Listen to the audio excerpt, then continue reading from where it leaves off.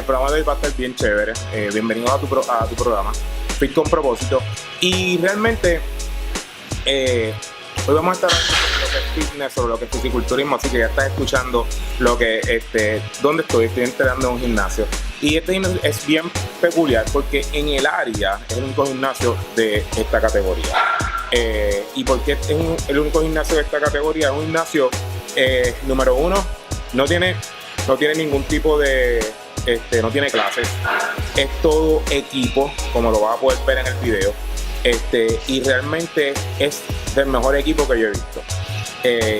No es porque yo entrene aquí ni nada por el estilo, es que simple y sencillamente tienes lo que necesitas y tienes una maquinaria que de verdad que a mí me gusta y es súper cool, además de que han añadido cosas nuevas tipo CrossFit, como todo lo que es la línea road, de las cajas, tienen los power racks y un sinnúmero de otras cosas, pero realmente tienen lo esencial y es un gimnasio que es bien orientado a que las personas vengan, ¿sabes qué? Entrenas, haces lo tuyo y te vas. Así que es bien chévere el concepto del gimnasio.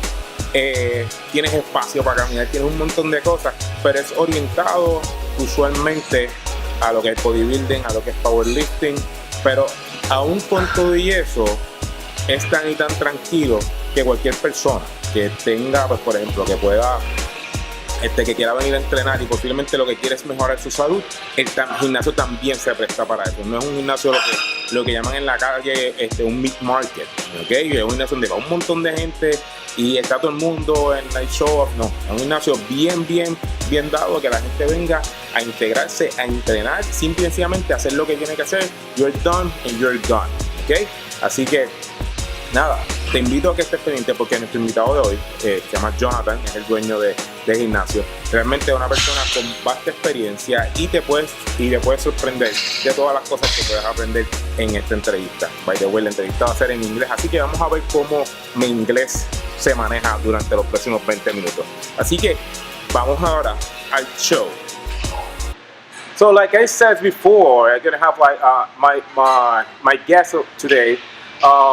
He's a great guest, and he's a guy that is involved in the wellness, in the wellness, but he's involved too in the bodybuilding. And we know there's like two types of different words, but how you can manage those words and become on one in the same place. So we're today in Kissimmee Muscle. We are at 192 here in Kissimmee. So, and I'm going to introduce Jonathan. Jonathan is a great guy. He was I came here to look for a job, maybe like 8 months ago when I came, because the Hurricane Maria, when Hurricane Maria passed in Puerto Rico, and he was this guy that goes to the door and talks so nice to me and invites me to the gym. And now 8 months later, I'm still here doing my workout, and I say it's like one of the best places to do my workout. It's a place that is quiet. So right now we are in the gym. It's a music here right now, but everybody's on their thing, doing their workout, and people getting to their irons, do the workout, and they're done. But the music is good, the space is great, you have a lot of room over here, have a great equipment. One of the things that I love over here is like the equipment is an old school equipment that do better job than most of the new equipment. Yeah, we have road because we have the area of performance and CrossFit, but the rest of the equipment is one of the best equipment that I never see and never use it. So I'd introduce Jonathan. Hi Jonathan, how you doing? Thank you, Johnny. I appreciate the opportunity to be here with you. So the first thing is I want to say to people or you can tell people who you are, where you're from, so people can know you. Okay, thank you. Welcome everyone, and again I appreciate the opportunity to be here with you today. And it's a bit humbling to have Johnny invite me to interview and tell my story. My story I feel like is similar to other people's stories, and but I've had an opportunity to have a lot of experiences throughout my years, and I think you'd be surprised at where I come from to get to where I am today. And that's one of my favorite things to do with people is to just ask them what they intended to do and then find out what got them on the path that they're on and how they ended up where they are. It's always an interesting story. And so I grew up a regular kid. I played baseball. I was going to be a professional baseball player. I just knew it in my heart. And then around 15 or 16 years of age, after playing ball 6 or 7 hours a day, I discovered BMX bikes, and I started racing as a BMX athlete. And I did that for several years and was fairly successful at it. And I think I got my first spark for competing there, and it was an individual sport that I knew that if I didn't do it, it didn't get done. And it was all up to me to be successful in that. I did that, and then I went into freestyle BMX, I did skateboarding. And so I was doing the X Games before there was an X Games, and this was back in the mid-'80s. And then I had a friend, my dad took me to the gym when I was 12 years old, and we started lifting weight and trying to get in shape. I was a chubby kid, and so I was always fighting with that to try and lose weight. By the time I got to my senior year of high school, I was 150 pounds, 5'10". I was as skinny as a rail, and then started lifting weights at school. And then had a friend that tapped me on the shoulder one day and invited me to the first gym that I went to, and that was Main Street Gym. And in there, I saw a lot of bodybuilders for the first time, and I understood what they were doing, and it really bothered me because they wouldn't talk to me. And so there's a couple of responses that you could have to that, and my response was, "Oh yeah, we'll see." So I started lifting heavy. I started eating right. I started reading everything I could get my hands on to learn about the body and learn about how to grow. And pretty soon, they still wouldn't talk to me. Okay. But they talked about me. And so they'd say, "What's he doing? What's he doing over there?" And so they noticed I was growing. And then I just would pick the one that's the closest to me, and I would say, "I'm going to pass him up." And then I would eclipse him, leave him behind, and go to the next one. And eventually, the big guys at the gym were my training partners. They were 10 years older than me, and I was the upcoming guy, and I eclipsed each of them over time, then went on to college and started studying. I ended up writing my undergraduate degree. It's called Human Biodynamics, and it's essentially how the human body works in response to exercise. And so I spent a lot of time with athletic injuries and physiology and exercise phys and pathophys, kinesiology, all of those things. And then after my undergraduate, I was invited back by the professors on my board that helped approve my degree to come back and be the first group of students through their health promotion and wellness management master's degree program. And then that one, I learned a lot. I did some internships and learned more of the business side of things. And then I went into pharmaceutical sales. Okay. I spent 20 years as a pharmaceutical professional. I worked my way up through the ranks to become a marketing head of marketing. I ran a $4 billion brand at Abbott Laboratories, and then went to startups and started building pharmaceutical and biotech companies. Left as an executive a year ago in March, and just figured 20 years was enough of that. Wow, in corporate America, and I couldn't be passionate about it again. And so I started looking for what I was really passionate about. And for 30 years, I had planned this Kissimmee Muscle gym. And I had worked out the numbers in my head and said, these are the things that I would do. And finally had an opportunity to do just that. I was able to take my business acumen that I developed in the pharmaceutical land, my passion for sports and athletics, my passion for training in the gym, and begin to apply it here. And what my most favorite part of this is creating, and I believe what I'm doing here, what the team is doing here, is we're creating a global brand. And we call it the world famous Kissimmee Muscle 24-hour gym, and it really is. We have people from all over the world that make this part of their vacation and their destination. I can see it. And each of them, when they're leaving, they say, I wish I could take this with me. We've got a special place here, and it's the most satisfying thing for us as a team to be able to hear, you've done a good job on putting this product together. Okay. And so now it's just a matter of getting the word out to people to let them know what we have here. It's something different. It's something special. So you're a builder. You're a builder. Right. So if you can see it, you're in a place with a person that love to build. I remember the day that you was making the box over here of the road, and it's a huge thing. You're gonna see on the video, and he made it all by himself. So that's nothing that nobody told me. I was around here during those days.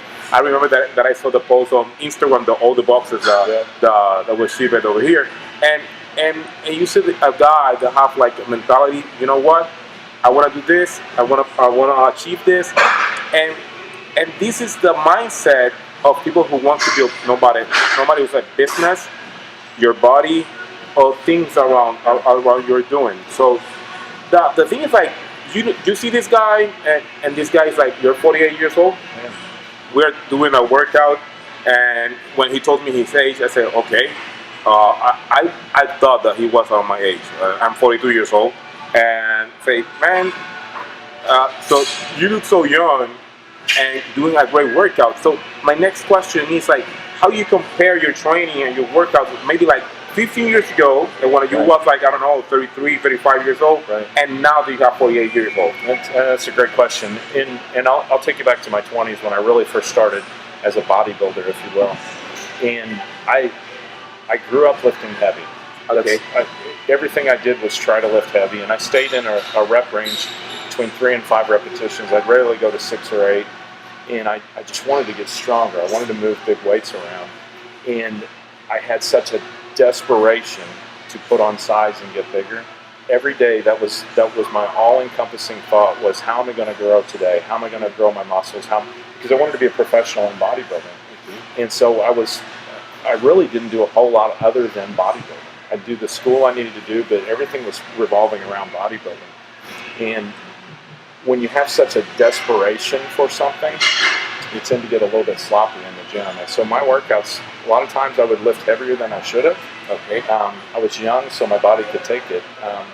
But by the time I reached the age of 25, I was preparing for collegiate national championships.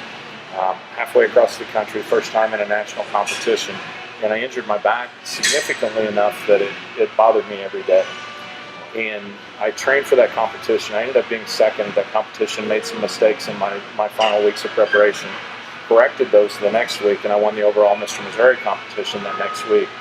And then about 6 weeks after I finished that competitive season, my back was really hurting bad.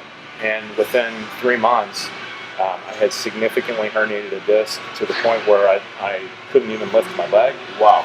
And I needed an emergency surgery to correct the problem that I caused. So my mindset then was, 150%, lift as heavy as you can, form doesn't matter. I learned a lot from it. As soon as I left the hospital for my back surgery, when I went back to the gym, I could barely lift an 8-pound dumbbell to curl it. Wow. Because the stability that you need to do that, it relies so much on your core strength.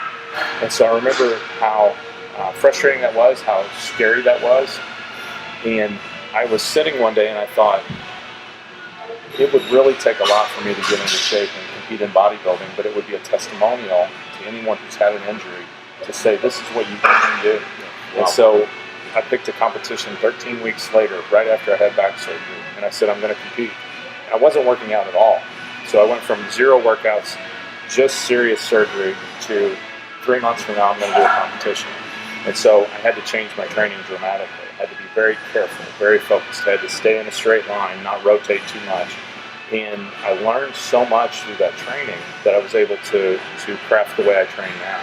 And the way I've trained for the last 20 years is I still lift heavy weights, but I stay on this side of the line. I try to ensure that I'm not doing as many stupid things as I was before. I still have injuries and I still have to try and work around them. The biggest part is trying to let my ego get out of the way and understand that I need to do what's smart, not let my emotions take the driver's seat. But so my training now is more strict. It's more focused. A lot of people today talk about beast mode. They come in the gym and they want to rattle things and throw them around. And for me, a quiet mind is a strong mind. I'm trying to make sure that my mind is as strong as I can so I don't make any mistakes with my mechanics or my motion. I love that phrase. The silent mind is a strong mind. Yeah. Because that's the truth. I remember when I moved to Tampa, I was working with former Major League Baseball player. In that time, he was on his peak. And we was on a golf gym over there training. And I remember that was my first time doing workouts. And I see this guy like screaming over the space. So, and you said, why you have to do that if your inner strength? Do you think you need it from here, not from here, right? I think about Bruce Lee, and I think Bruce Lee would not make a lot of noise. He would be peaceful and calm. He would attack in such a precise manner. And that's what I'm trying to achieve, is trying to get to a place of calm so I can really focus on what it is I'm trying to accomplish rather than rattle things around. That was for my ego years ago. Now I'm trying to accomplish a specific goal with each rep, with each set. And it's a completely different approach to this same thing. The goal is the same thing. And if you look back at, I've got some videos running here of my competitions.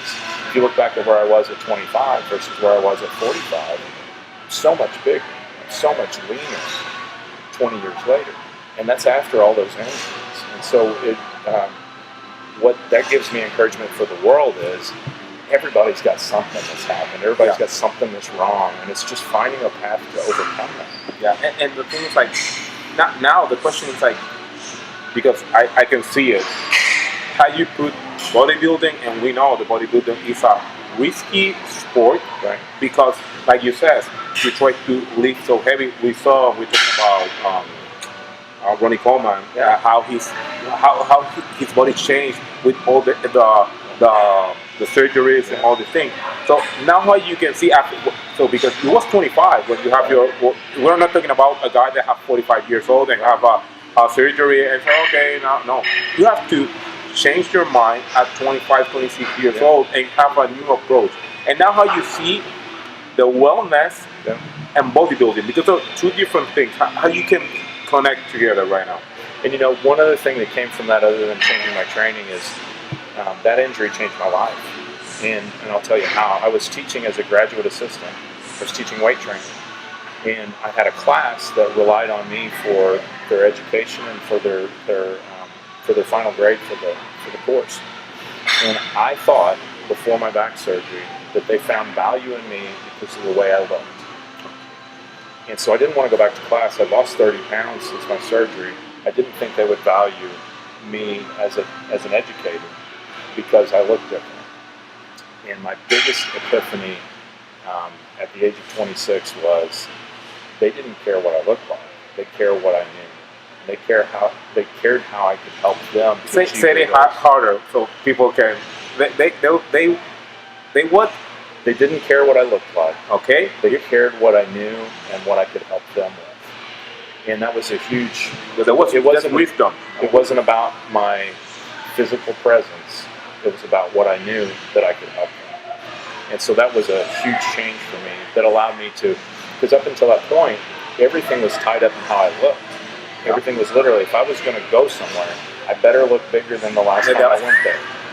And it was a lot of pressure that I put on myself. And for the first time, I could say, people value me beyond what I've created here in my physique. And it was a huge moment for me. Yeah, I remember when I was doing my bachelor's degree, and I have this friend, he was a competitor, and now he's a trainer, and he works with ITV pros. And I remember he was big in Puerto Rico, but he wasn't big enough.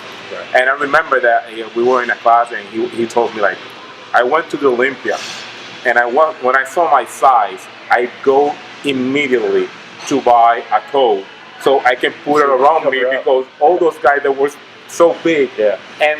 And that part is so nice to hear somebody that was on the bodybuilding side that said, you know what, when the people respect you because what you are and what you be, not because how I look. Right. So the vision of how people see you completely changed. Right.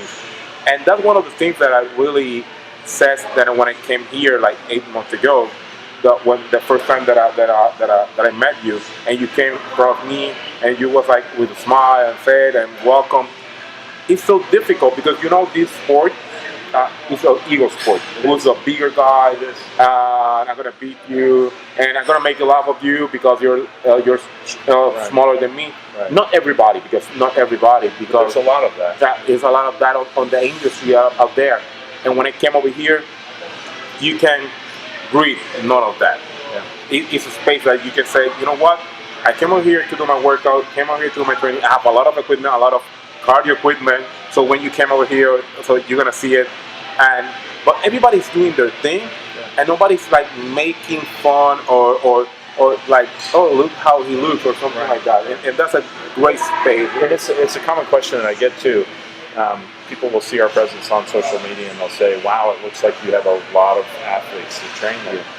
And that must be hard to go there and exercise. And I can understand that perception. I really can. What's interesting about our group of people here is we've fought to develop a culture that is supportive. You go back. Okay. So we were just talking about culture. Okay. Yeah. And how something as small as picking up your weights feeds into the overall culture. And for me, I think it's such a small thing, but it gives indication of discipline in someone's whole life. Okay. And so it's a simple thing to put away your weights when you're done with them. If you got them from a place, you put them back where you got them. And so many people just don't see themselves in that light.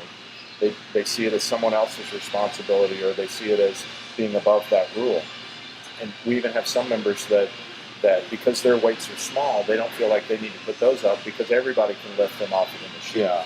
But it's a part of the culture that I want to really reinforce, because it leads to discipline in other areas of your life. Yeah. If you're disciplined here, then it spills over into your eating, it spills over into your training schedule, it spills over into your work life and your family life. Yeah. And that discipline grows, and it supports discipline. Once you start down a path of discipline, it's hard to get off of the discipline. Yeah. And we all know that our thoughts become our behaviors become our actions, they become habits, they become our character.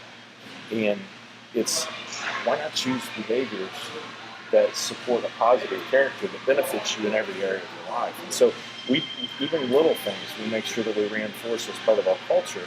It makes the place a better place to work out, but it also helps each person to develop that discipline that they need to be successful in all aspects of their life. Yeah, and that's a thing, like I said, as a former owner of a gym, I know that one of the things that you say, why people don't put things in the right place. And so how you do anything you do, all the things are around you. And that's one of the things, like, I saw him when he came early in the morning, and so like picking up. So I told him all the day, like, I don't talk to you because I know that you're on the picking up all the things. So I don't know if you're mad or something. And he told me, no, I'm on the like thing of like picking up all the things. It's frustrating. And, yeah, and it's most frustrating. And what people don't see from the outside is it's most frustrating because I see the piece of this whole thing that people are missing. Yeah, they're missing the discipline. And everything in here revolves around developing discipline. And if they shortchange that piece of it, they lose their workout gains, they lose their diet gains, they lose everything because they don't have the discipline. And so that part's frustrating for them. And I being here has taught me, or is still teaching me, lessons in patience and humility that I needed to learn. And so that's a part of my journey here, is to learn those. They're hard for me. Just hard for me.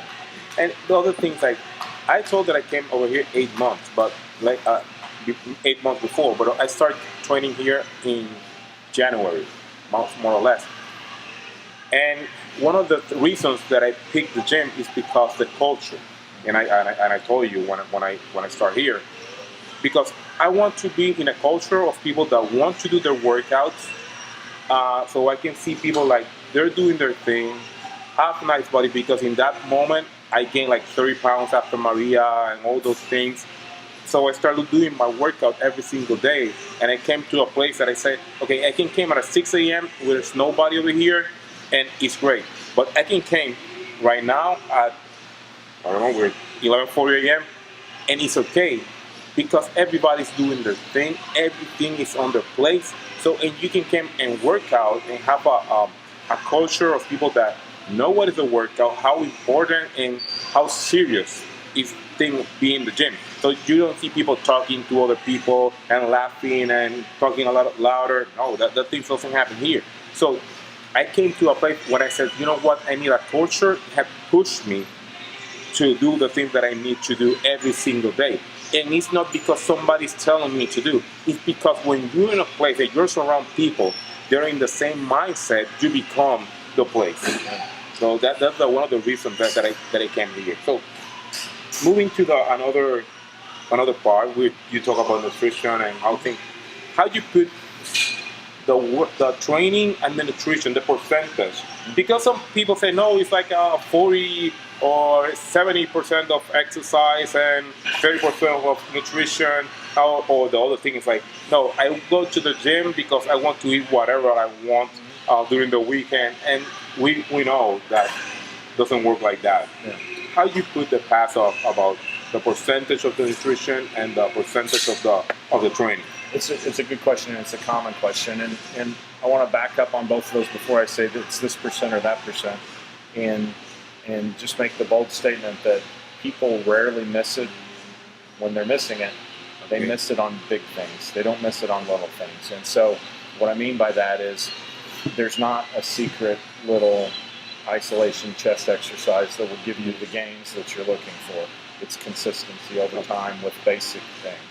It's the same thing with your diet. There's not some secret pill somewhere. There's not ever going to be one that you take this and it corrects your behavior. Okay, so people miss it on the macronutrients. They miss it on their proteins, their fats, and their carbohydrates. They don't miss it on some amino acid. And I sell amino acids, and they have a very specific purpose. And I sell pre-workout, and I sell protein powder. They have a role. But people don't miss it on the little things. They miss it on the big things. They miss it on the grams. They miss it on the pounds. And so most of the people that come to this gym, where they're not gaining what they want to gain, it's because their workouts are ineffective. They're here too long. They don't have the right intensity. They don't overload the muscle in the right way. So they're missing it there. On the diet side of things, they don't have consistency. The only way you can really have consistency is to know what's in everything that you take in and measure it. And then you can, once you've got a baseline, you can alter one variable at a time and see what that does to change your physique. But if you try to alter everything, you have no idea what worked. Yeah. If you change 3 or 4 things at once, you have no idea what worked. And so rather than put a percentage on, is it 50% training and 50% diet, that's largely dependent on what your goal is as well. For me, I can do very little workout. I can do very little eating good, and I can maintain. Okay. Most people can maintain where they are fairly easily. If you're overweight, you can maintain that very easily.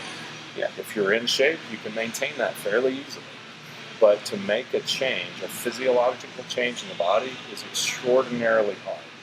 And so you have to have emphasis on both of those. There's timing of the food that's important. One of the most important things that we talk about frequently with people is getting protein in immediately after you train.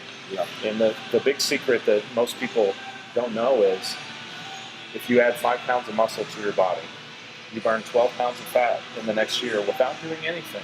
Yeah. Because the muscle is a hungry tissue. It speeds your metabolism. And so the goal for everybody, if you want to lose weight, add some muscle. If you want to gain muscle, add some muscle. And so it's about the same thing. And the number one thing you can do to do that is add a whey protein right after you train. And so many people walk out of here and go 2-3 hours without eating to recover from that workout. They've just really spun their wheels while they're in the gym. They did a good workout. They just didn't replenish and refuel.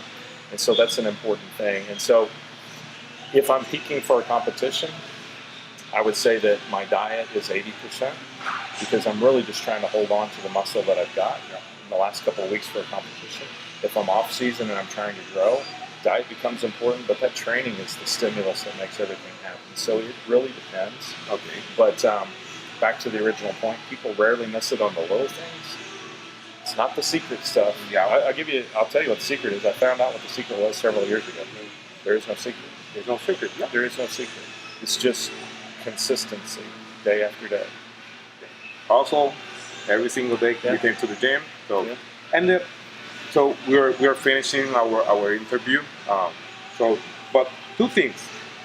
What is the advice to somebody who wants to start on the bodybuilding, and somebody who wants to start on the wellness area, like doing their workout? And the last one, what type of books do you read? Yeah, good questions. For the bodybuilding side of things, I think what would I do different when I started? And I think the number one thing that I would have done that I didn't do was I didn't master the core exercises. I came in and I started trying to go up in weight too quickly. I came trying to lift the world versus really master the mechanics of those exercises. The second thing is realizing that based on your own body's mechanics, some of those exercises may not be right for you. For example, for me, if I do a regular back squat, it's not a good exercise to develop quads for me. It's not a good leg development exercise for me. But if I alter it slightly and do a front squat, or if I do a safety squat bar, or if I do a hack squat, those are going to be more effective and more efficient for me because my legs are longer than my torso, and it's just mechanically a very difficult movement for me. So you have to understand that some exercises that the expert says this is the only way to get there, you got to write some of them off. That's the generic way to go to the magazine to say, you know what, there's the exercise you have to do. It's a generic work. Yeah, and we know that you can have different type of. You have different body types. Yeah. You have people that they grow immediately. You have people that doesn't grow immediately. You have people. So it's a great rate of life. And so that's the number one thing. And then for me, just to be patient that this is not a sprint, but it's a long-term thing. To realize when I was 20 years old that I want to do this when I'm 60. Okay. You know, and I'm fortunate that I've had some significant injuries, but I've been able to overcome those. I'd have been better off if I'd not had the injuries, you know. And so, if you can stay on the side of the line that keeps you from getting injured, the injuries will set you back so significantly that you can't do the things that you want to do, and it becomes mentally very discouraging. So, stay on this side of the line, find the line, Yeah. stay on this side. Now, books. This is an interesting one. I've spent 20 years in corporate America, so I read a lot of business books, and by read business books, I mean, I read the first 10 pages of the business book and then I put it on the shelf because I didn't find a whole lot of value in it. I really only found a handful of books that I found value in, and the books like Good to Great, the books like Disney U was one of my favorite books. I read in 2 sittings in about a 6-hour period. I read Steve Jobs' biography. That was a very useful book for me. The things that I want to know about the gym, I go on to PubMed. And so this is publicmedicine.org. It's on the internet, and it's journal articles. It's 10,000 journal articles. It's the only real way to get current information that's not biased in any way because it's their clinical trials. And so you can read through those, and some of it can be very confusing because it's highly technical terms. But after you read enough about a given topic, things start to repeat, and you start to say, okay, I know what that is. Or you go look up the things that you don't know. And so you can get a real understanding.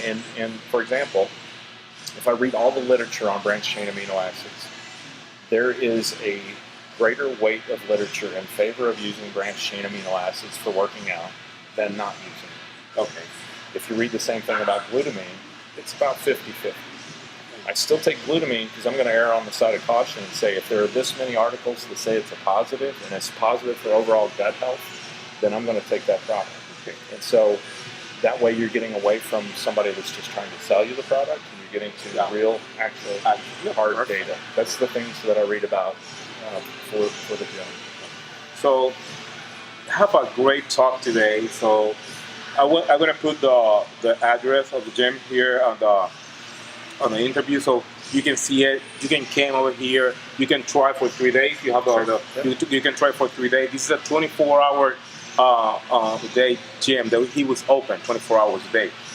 Nobody was Friday, Saturday, or Sunday. They're still open. That's just only for people that are like the members of the gym.